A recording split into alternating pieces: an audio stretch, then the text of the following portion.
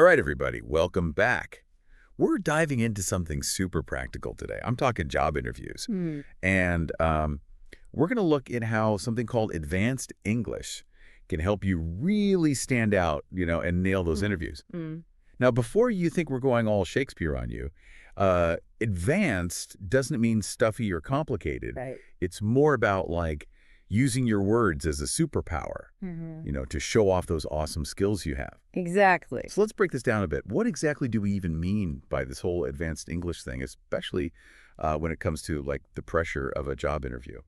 Well, I think a good place to start is by thinking about like the words themselves, the actual vocabulary you use. Yeah, okay. There's been research that shows that like using strong verbs, really powerful verbs, can make a big difference in how you come across. Interesting. So like instead of just saying, I managed a project, what could someone say? Right, exactly. Instead of managed, you could say something like spearheaded a project or catalyzed a new initiative.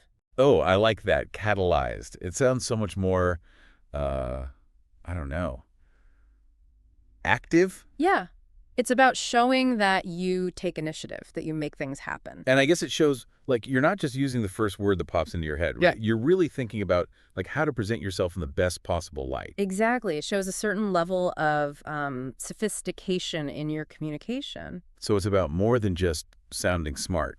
It's about, like, strategically choosing the right words to make an impact. Absolutely. And it goes beyond individual words, too. It's about how you structure your responses, how you put your sentences together. Okay, so, like, grammar stuff. Yeah, grammar, but also things like using the STAR method, which stands for situation, task, action, and result. It's a way of structuring your answers that makes them, well, more compelling. I've heard of the STAR method. Yeah, it's great for job interviews. It helps you tell a story, so the interviewer can really see how you handled a specific challenge and what the outcome was.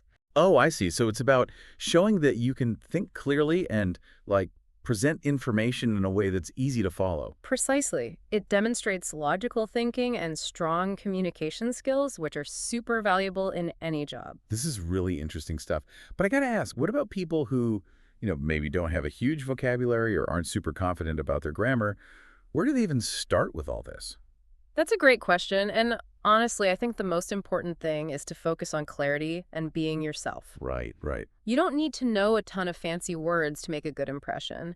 In fact, sometimes using simpler language can be more effective as long as it's clear and concise. So it's more about being precise with your language than using big words just to sound impressive. Exactly. For example, instead of saying, I'm a good communicator, you could say something like, I am skilled at explaining complex ideas in a way that's easy for people to understand. Yeah, the second one is more specific. It tells me exactly what you're good at. Right. It paints a clearer picture for the interviewer. Okay, so we've talked about vocabulary and structure. But how do we actually put all this into practice? Like, how do we go from, basic answer to a more, like, advanced one? Well, one thing you can do is take some common interview questions and actually write out your answers. Hmm. Then you can go back and look for places where you could use stronger vocabulary or, rephrase things to be more impactful. Oh, that's a good idea. Like a little rehearsal before the big game. Exactly. And as you do this, you'll start to notice patterns and get more comfortable using this kind of language. It's almost like building a muscle, right? The Yeah. more you practice, the stronger you get. Yeah, I like that analogy. And remember, confidence plays a huge role too.